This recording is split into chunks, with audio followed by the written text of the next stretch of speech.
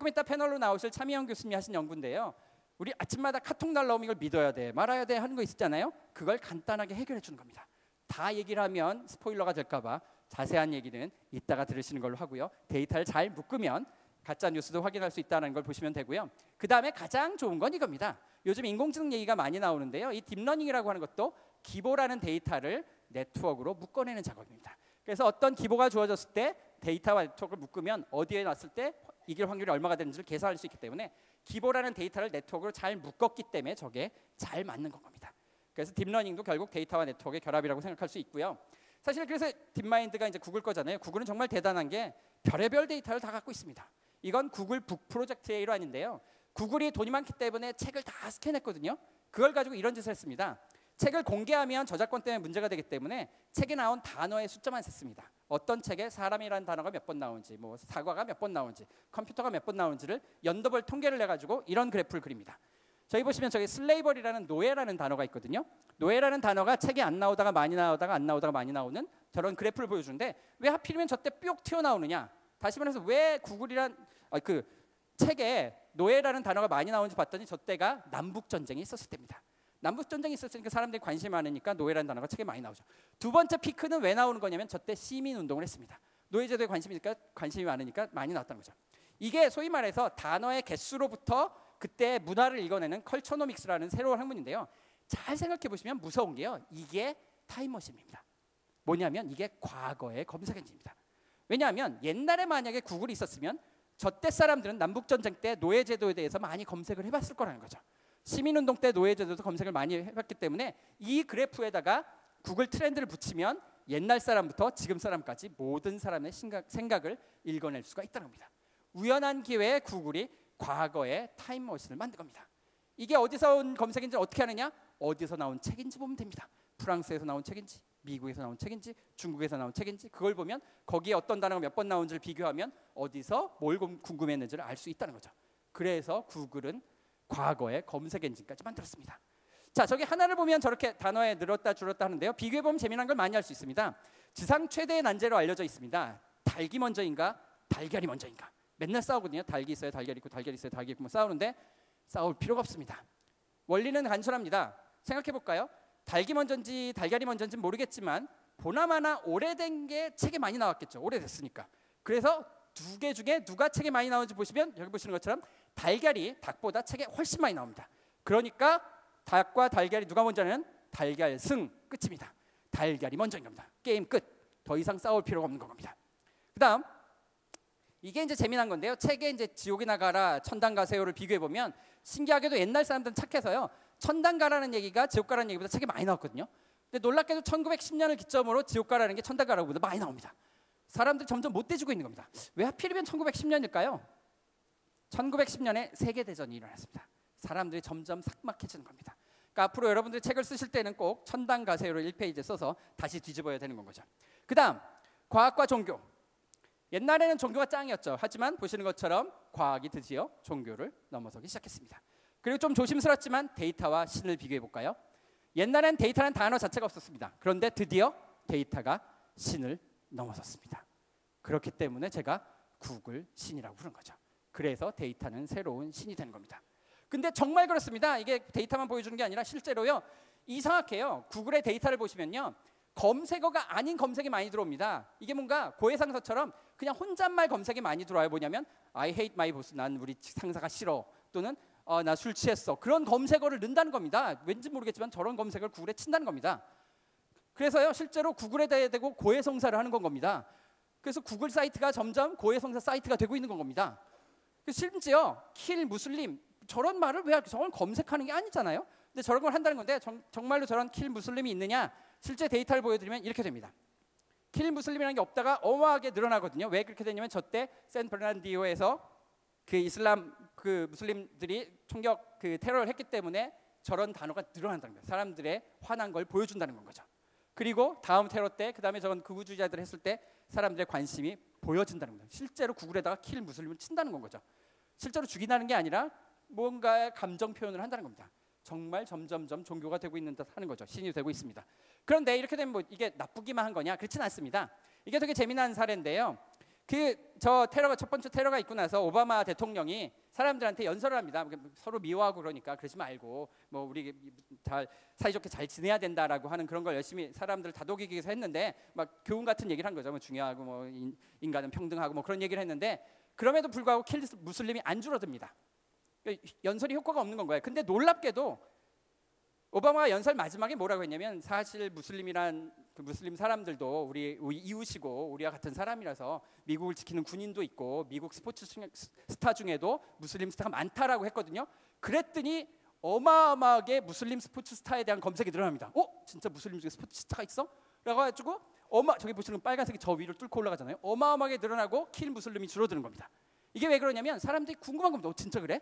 여러분들이 많이 들어보실 내용이 누구냐면요, 무하마드 알리도 무슬림이고요, 그다음에 마이크 타이슨도 무슬림이고요, 압둘 자바 농구 선수도 그렇고요, 그다음에 샤킬 오닐 농구 선수도 무슬림인 겁니다. 사람들이 몰랐다는 건 거죠. 그래서 호기심을 자극했더니 저 증오가 가라앉았다는 거죠. 저걸 보고 오바마가 그 다음부터 연설을 바꿨습니다. 쓸데없는 교훈 같은 거 빼고 사람들의 호기심과 감성을 자극하는 연설로 바꾼 거죠. 그게 훨씬 더 효과적이라는 겁니다. 그래서 데이터를 보면 저런 방식도 할 수 있다는 거죠.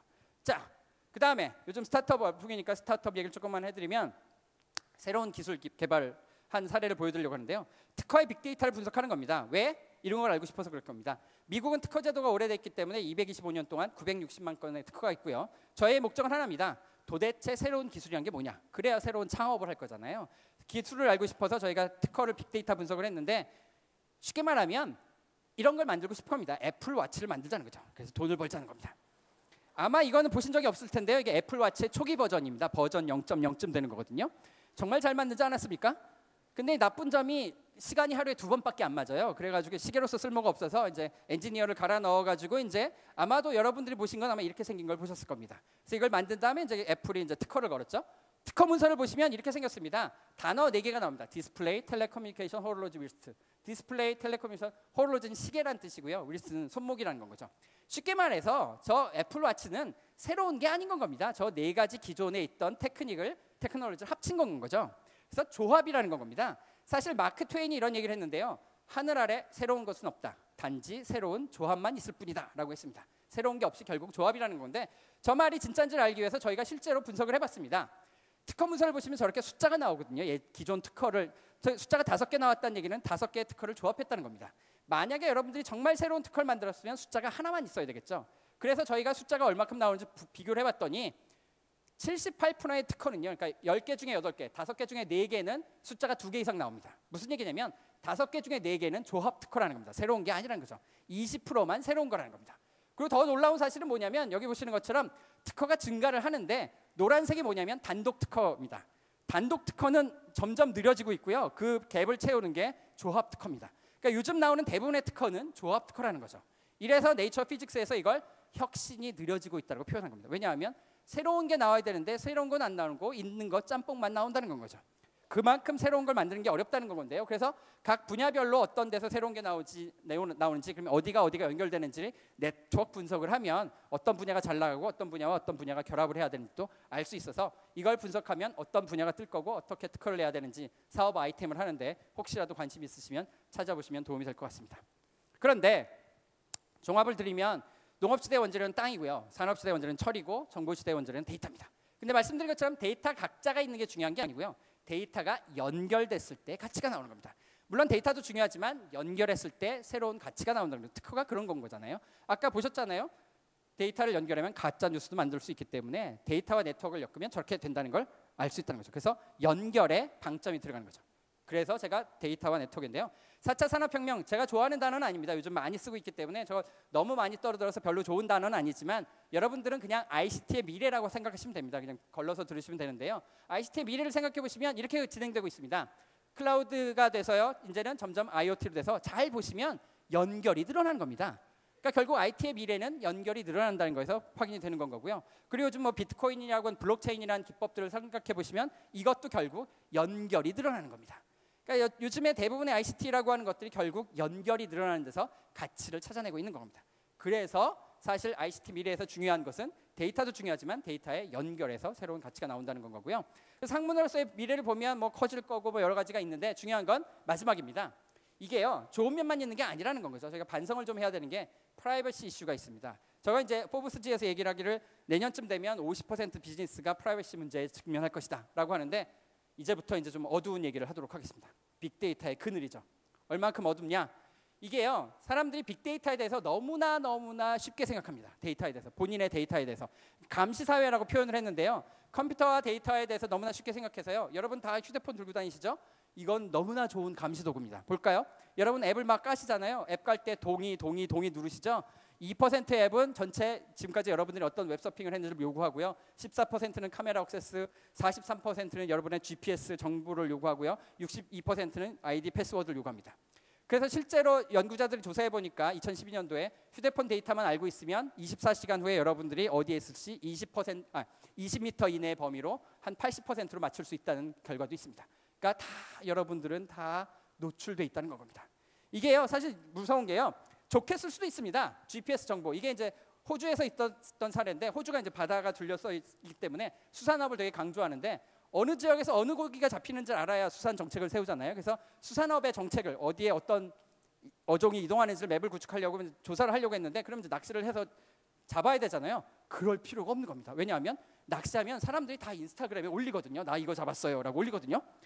인스타그램 보면 다 GPS 있거든요. 그래서 다 묶어봤더니 여기서 뭐가 잡히고 여기서 뭐가 잡히고, 나가서 낚시질을 할 필요가 없는 겁니다. 인스타그램만 보면 정확하게 어종 이동 맵이 어떻게 되는지 그냥 나옵니다. 참 세상 살기 편해졌죠. 그런데 이건 좋게 쓰는 건데, 사실 생각해 보시면 나쁘게 쓰면 범죄 수사에, 저는 좋은 면이겠지만 위협과 사회 통제라는 데 쓸 수도 있고, 기업들은 이걸 광고라는 데 쓰는데요, 광고 쓰는데 그치는 게 아니고요, 여러분들의 위치 정보는 돈이 됩니다. 앵그리버드 아시죠? 이렇게 당겨서 이렇게 쏘는 저거는 GPS가 필요한 게 아니거든요. 이게 당기면 뭐 진짜로 날아가는 게 아니기 때문에 그 GPS 정보가 필요하지 않는데도 불구하고 GPS 정보를 모읍니다. 왜 모으냐면 그걸 모아서 데이터 브로커한테 파는 겁니다.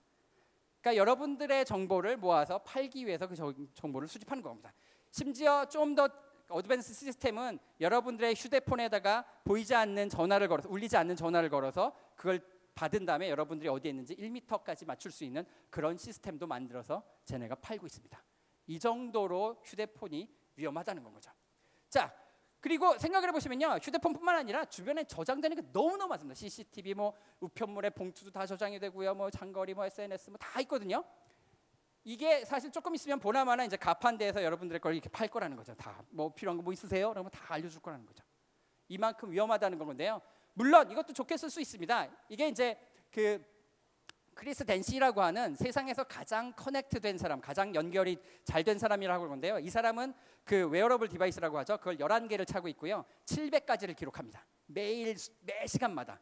저걸 가지고 뭘 했냐면, 자기가 기분 나빴을 때, 스트레스 지수, 뭘 먹었을 때 해가지고 그걸 쫙 비교한 다음에 안 좋은 걸 다 X표를 지금 빨간색으로 해가지고 뭐가 안 좋았는지 계속 자기의 삶을 개선시키는 겁니다. 그래서 살도 빼고요, 담배도 끊고요, 건강도 좋아지고 스트레스도 좋아지고 한다는 겁니다.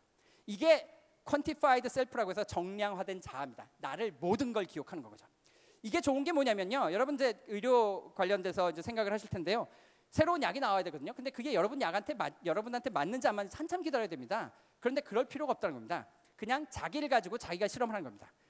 의료 실험을 하려면요, 이 약이 효과가 있는지 없는지 비교군을 만들어야 됩니다. 컨트롤 그룹이라고 하는 비교군을 해가지고 진짜로 맞는지 안 맞는지 해서, 그리고 이제 가짜 약도 줘봐서 효과가 있는지 해야 되는데 그럴 필요가 없습니다. 여러분들 약을 줬더니 좋아졌어요. 근데 알고 봤더니 가짜 약이었으면 저한테는 맞는 겁니다. 가짜 약이라도 먹으면 되는 거거든요. 그게 진짜인지 가짜인지 상관없고 나한테만 먹히면 되기 때문에 나 혼자서의 의료 실험을 할 수 있게 되는 겁니다. 그게 되면 어떻게 되는 거냐면, 아침에 약을 먹고 계속 측정을 해서 아침의 약과 저녁의 약이 달라지는 겁니다. 이만큼 올라갔으니까 이걸 빼고 이걸 넣고 해서, 왜냐하면 이제 3D 프린터가 있기 때문에 저녁 약을 다시 만들어서 먹는 겁니다. 그러니까 계속 똑같은 약을 3일치를 먹을 필요가 없다는 건 거죠. 좋게 쓰면 저렇게 되는데, 그리고 이제 뭐 방향 획득도 있는데 저건 뭐 생략하기로 하고요. 이게 여러분들이 데이터에 대해서 너무나 무감각해서 때문에 그렇게 되는데, 인터넷이 공짜라서 그렇습니다. 생각해 보시면 여러분 광고 때문에 공짜거든요. 그리고 너무 편하니까 그냥 손쉽게 생각하시는데, 미국에서 아시잖아요. 스노든이라고 하는 친구가 위키리크스에서 이제 미국의 NSA라고 하는 곳에서 사람들을 감시하는 거를 폭로를 했잖아요. 거기에 보면 이렇게 돼 있습니다. 미국의 NSA는 미국인들의 휴대폰 통화 기록을 모두 다 저장한다고 돼 있습니다. 근데 이제 저게 폭로가 되니까 미국 정부가 이제 변명을 합니다. 뭐라고 변명했냐면, 우리는 통화 내용을 녹음하는 게 아니에요. 그건 사생활인데 녹음하면 안 되죠. 우리는 그냥 콜 로그라고 하는 콜 기록입니다. 누가 누구한테 언제 얼마 동안 했다는 것만 기록한다고 얘기를 한 겁니다. 그러니까 우리는 내용을 들은 게 아니다라고 한 거거든요. 그러면 저거는 괜찮은, 그러니까 간접 기록만 모았다라고 하는 건데, 그러면 저게 괜찮은 거냐라고 하는 건데, 이걸 스탠포드에서 실험을 했습니다. 500명을 자원자를 받아가지고 전화 기록만, 내용이 아니라 기록만 했더니 이렇게 됐답니다. 참가자 A는 어느 날 이른 아침에 언니와 오랫동안 통화를 하고 이틀 뒤에 동네 가족 계획을 위한 사무실에 연달아 전화를 걸었고 2주 뒤에 다시 짧게 통화를 했고 한 달 뒤에 마지막으로 전화를 걸었다. 저게 나왔고요. 두 번째 사람은 3주 동안 집수리용품 매장과 자물쇠 수리인 수경재배 책물 판매업자 마약 복용 관련 물품을 하는 사람한테 걸었다. 저걸 보고 뭘 맞췄냐면 첫 번째 사람은 낙태를 한 사람, 두 번째 사람은 집에서 마리화나를 키우는 사람이라는 걸 맞출 수가 있다는 거죠. 내용을 들을 필요가 없습니다. 콜 기록만 보면, 물론 누가 마약하는 데 걸겠어, 사실 전화 기록이 아니고 이 사람이 뭘 검색했는지 보면 그냥 나오는 겁니다. 그러니까 다시 말해서 이 간접 기록이라는 것만 가져도 충분히 여러분들을 추측해낼 수가 있다는 건 거죠. 그래서 이런 걸 뭐라고 부르냐면 메타데이터라고 부릅니다. 데이터가 뭐냐면 통화 내용은 데이터입니다.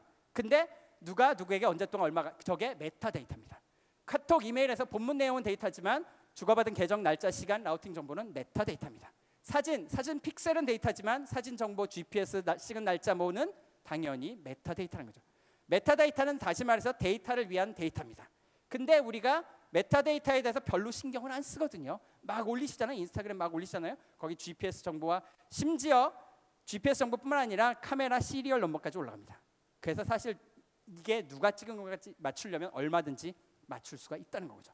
그래서 무서운 건데요. 이 메타데이터가 얼마나 많이 저장되는지 아십니까? 그 메타데이터가 이제 더 이상 도청이 필요 없다는 걸 보여줍니다. 옛날에는 뭐 버그를 심어서 도청 장치를 설치, 그럴 필요가 없다는 거예요. 그냥 메타데이터만 감시를 하면 다 알 수 있다는 겁니다.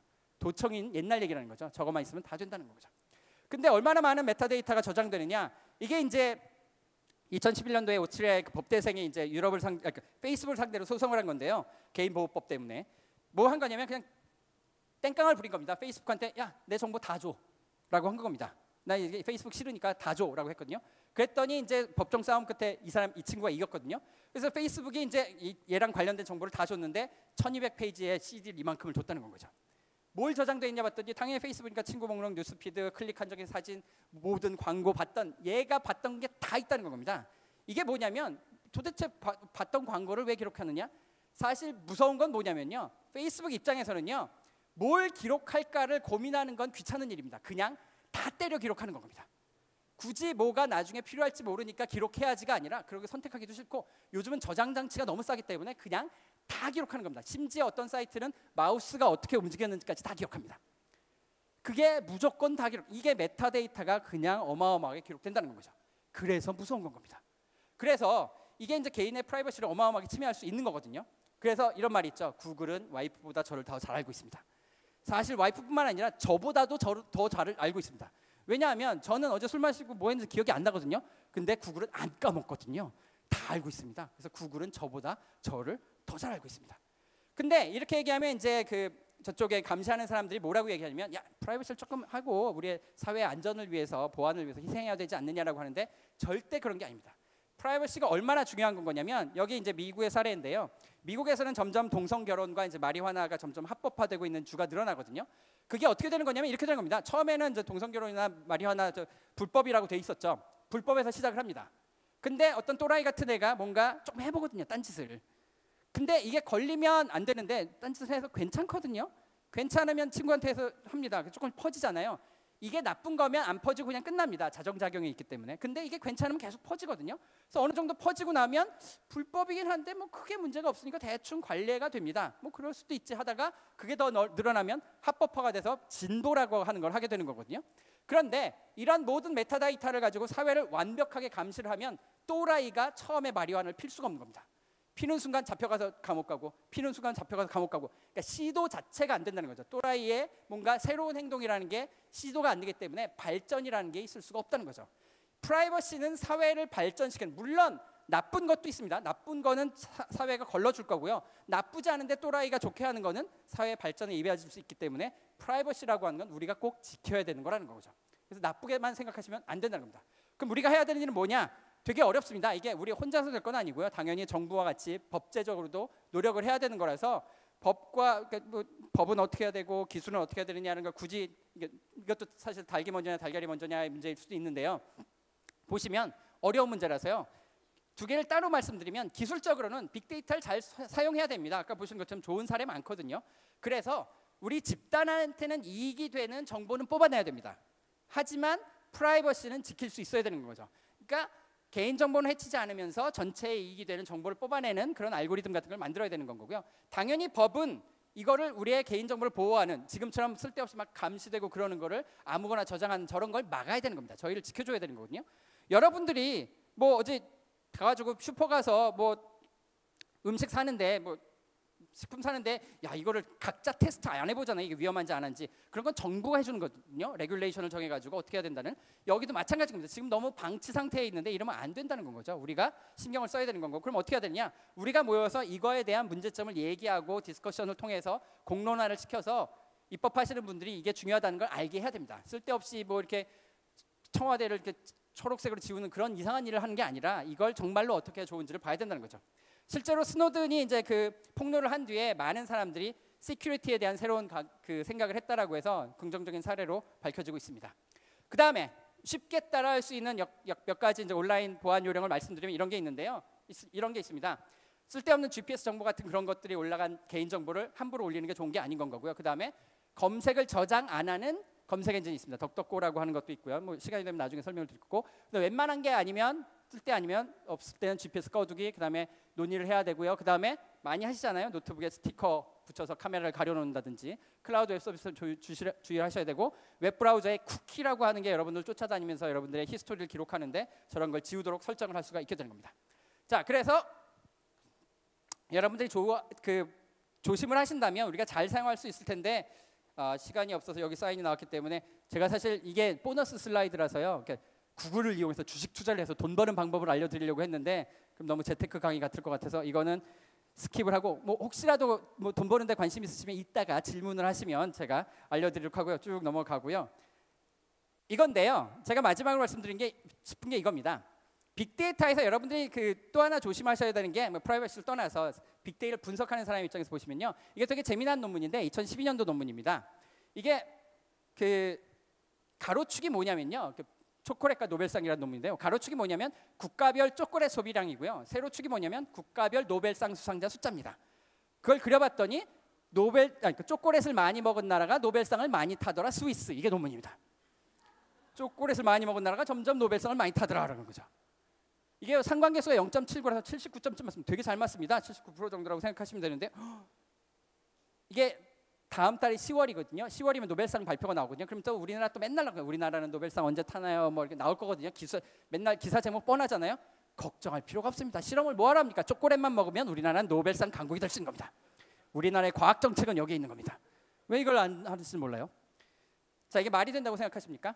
말이 안 된다고 생각하시죠? 그래서 어떤 한 블로거가 열심히 조사를 했습니다. 초콜릿일 리가 없어. 난 초콜릿 많이 먹는데 왜 노벨상이 아니야? 라고 해가지고 초콜릿보다 더 잘 맞추는 지표를 찾아냅니다. 그게 뭐냐면 럭셔리 스포츠카입니다. 아우디 대수입니다. 국가별 아우디 대수와 노벨상 수상자를 그렸더니 더 잘 맞더라. 85점. 아까 79점이었거든요. 그러니까 앞으로 노벨상을 타고 싶으시면 아우디를 타시면 되는 겁니다. 정말 노벨상에 타고 싶으시면 아우디를 타면서 초콜릿을 먹으면 됩니다. 그러면 거의 100%라고 할 수 있겠죠. 자, 이게 말이 된다고 생각하십니까? 말이 안 된다고 생각하시죠? 이게 왜 그런 거냐면 이것 때문에 그렇습니다. 빅데이터에서 사람들이 가장 많이 헷갈리는 상관관계와 인과관계입니다. 뭐냐면 초콜릿을 많이 먹은 나라가 노벨상을 많이 탔다는 양의 상관관계입니다. 관계가 있다는 겁니다. 그건 틀린 게 아니고 전 팩트입니다. 데이터가 보여준 거죠. 근데 그걸 초콜릿을 먹으면 노벨상이라고 화살표로 바꾸는 순간 바보가 되는 겁니다. 저건 인과관계가 아니거든요. 그런데 빅데이터 분석에서 저런 실수를 많이 한다는 겁니다. 웬만큼 설명해 놓으면 그럴듯하거든요. 하지만 실제로 빅데이터가 보여주는 건 상관관계지 인과관계가 아니기 때문에 여러분들이 데이터를 분석하실 때는 조심하셔야 된다는 겁니다. 물론 제가 저 논문을 비난하는 게 아니고 저 논문을 읽어보시면 초콜릿은 뭐 플라보노이드라는 인지작용 물질이 있어서 그걸 많이 먹으면 도움이 될 수도 있다라고 하는데 아직 과학적으로는 부족하다는 거죠. 인과관계는 과학적으로 증명을 해야 되는 거지 데이터가 보여주는 게 아니라는 거죠. 그래서 상관관계와 인과관계를 데이터를 보실 때 조심하셔야 된다는 건 거고요. 마지막으로 말씀드린 것처럼 빅데이터의 미래는 제가 볼 때 연결해서 나오게 되는 겁니다. 어떤 연결이냐? 아무 연결이나 되는 건 아니고요. 말씀드린 것처럼 뉴런이라는 신경세포를 잘 묶으면 뇌라는 어마어마한 걸 만듭니다. 근데 똑같은 이라는 건전지를 대충 이렇게 묶으면 이건 뇌가 아닙니다. 이거는 쓰레기입니다. 왜냐하면 마이너스가 없기 때문에 건전지로 쓸모도 없거든요. 병렬도 아니고 직렬도 아니고 이상한 겁니다. 그랬기 때문에 데이터를 묶으라고 했다고 해서 아무거나 이렇게 본드로 붙이는 게 아니고요.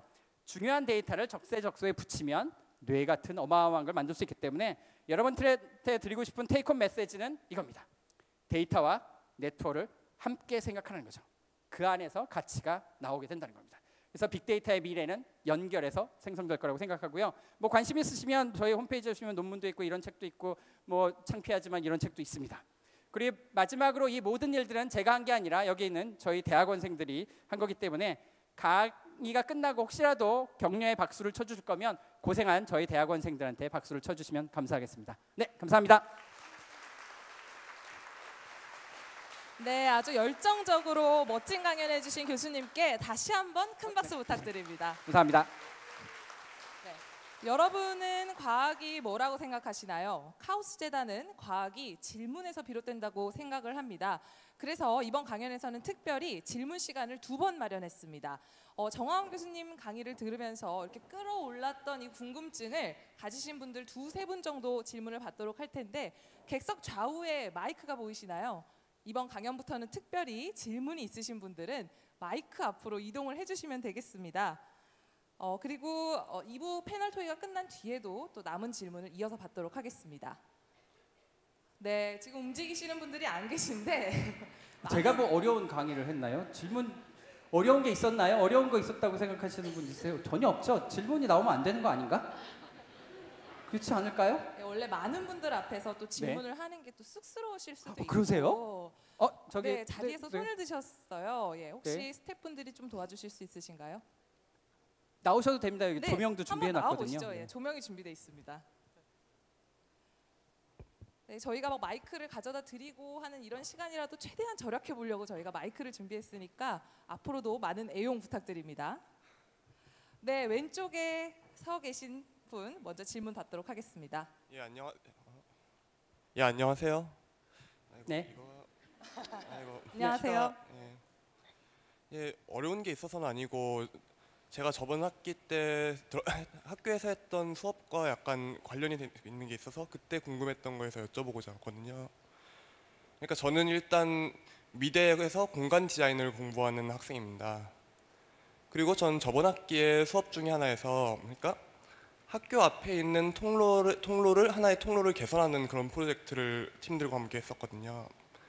그래서 저희는 말하자면 3개의 통로가 있는 계단 그런 곳을 카메라로 찍어서 그곳을 그러니까 쭉 찍어서 거기에 다니는 사람들이 시간대별로 어떠한 통로로 가장 많이 다니고 어떠한 통로로 가장 많이 빠지는가 이런 식의 데이터를 말하자면 분석해서 약간 그래서 빅데이터와도 비슷한 면이 있다고 생각했거든요.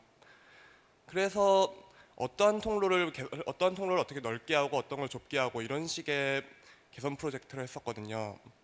그런데 그때 교수님께서 저희가 분석했던 것을 보고 하시는 말씀이 너희가 한 것도 물론 중요하지만 그러니까 너희가 이걸 분석했던 영상에서 그러니까 어떤 사람들이 여기로 가장 많이 가는가 그것도 있지만 거기서 나오는 약간 특출나게 튀는 사람들 그러니까 거기 굳이 가는데 여기서 거기로 안 가고 가장자리에 있는 풀밭으로 이렇게 뛰어서 내려간다던가 그냥 도중에 앉아서 쉰다던가 어디서 헛디뎌 넘어진다던가 이런 식의 튀는 데이터들을 또 함께 그걸 관심을 기울여야 된다 이런 식으로 지적을 하셨거든요. 네.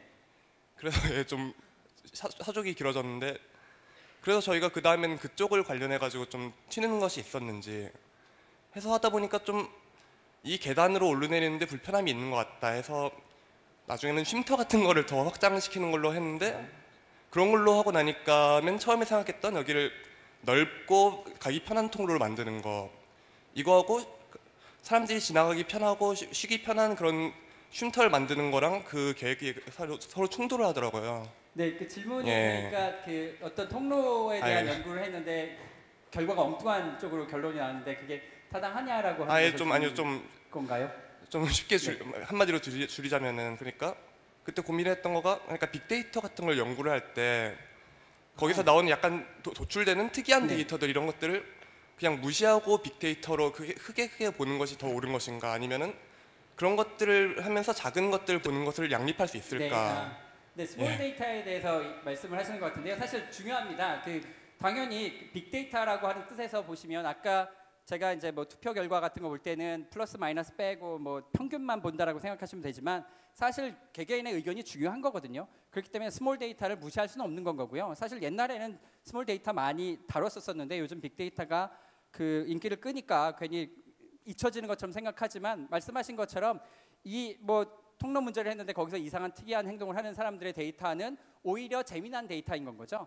우리가 사실 빅데이터를 연구하는 데서 조심하셔야 되는 게 빅데이터를 연구를 하면은요 별로 재미없는 게 나올 때가 많습니다. 왜냐하면 대충 아는 게 나오거든요. 평균을 분석하면 저렇게 튀는 걸 검색하고 튀는 걸 가지고 연구를 했을 때 재미난 결과가 나오는 게 많기 때문에 스몰 데이터에 대한 중요성은 대단히 중요하다고 생각할 수 있습니다. 빅데이터에 너무 그 갇혀 있는 건 좋은 게 아닌 건 거죠. 그렇다면 빅데이터의 결과가 스몰 데이터의 결과와 말하자면 약간 대치가 될 때 서로 충돌할 때라면 그래도 어쨌든 빅데이터를 더 중요시해야 되는 것이 맞지 않을까요? 아니요, 그렇지는 않습니다. 그 질문이 다른 건 거라서요. 우리가 어떤 걸 해결하고자 하느냐에 대한 쓸 때 어느 걸 보느냐가 더 중요한 건 거죠. 그래서 그 질문에 그러니까 원래 질문을 정확하게 정의하고 그거에 필요한 데이터를 집어넣고 거기서 파생되는 데이터를 뺄 거냐 넣을 거냐라고 하는 것은 기준을 잡아야 되는 거기 때문에 빅데이터와 스몰 데이터를 둘 다 보셔야 되는 게 맞다고 봅니다. 알겠습니다. 네, 질문 감사합니다. 시간 관계상 다른 한 분께만 더 질문을 받아오도록 할게요. 오른쪽 질문 마이크에 지금 나와 계십니다. 예, 저 아까 뭐 네. 주식 투자 물어보라고 하셔가지고 주식 얘기를 할까 하다가 그보다 더 중요한 문제가 있을 것 같아서 제가 우리 누나가 미국에 사는데 조금 있다가 이제 방문할 계획이거든요. 근데 우리 어머니가 축하드립니다. 근데 어머니가 걱정을 하세요. 안 오게 해야 되는 거 아니냐라는. 왜냐면 이제 뭐 김정은이 어떻게 할지 모르니까 그래서 전쟁이라는 것도 그냥 나는 게 아니라 어떤 과정을 거쳐서 나잖아요. 그것도 구글 신이 알고 계신지. 그렇죠. 그렇죠. 북핵 문제 아주 중요합니다. 북핵 문제에 대해서 구글 신의 견해를 여쭤보셨는데 제가 구글 신께 여쭤보진 않았기 때문에 지금 당장 말씀드릴 수는 없고요. 뭐 방법 알려드렸잖아요. 목욕 재기를 하시고 컴퓨터 앞에 앉으셔서 www.google.co.kr에 접속하신 다음에 북핵 문제를 치시고 보셔야 되는 건 검색 숫자가 아니라 사실 사람들의 생각입니다. 연관 검색어가 어떤 게 나온지를 보시면 사람들의 대충의 생각을 읽을 수 있어서 그게 포지티브한지 네거티브한지 그 다음에 어느 지역에서 어떻게 생각하는지를 보면 조금 더 우리가 생각하는 것보다 객관적으로 데이터와 정세를 살펴볼 수 있을 거라고 생각합니다.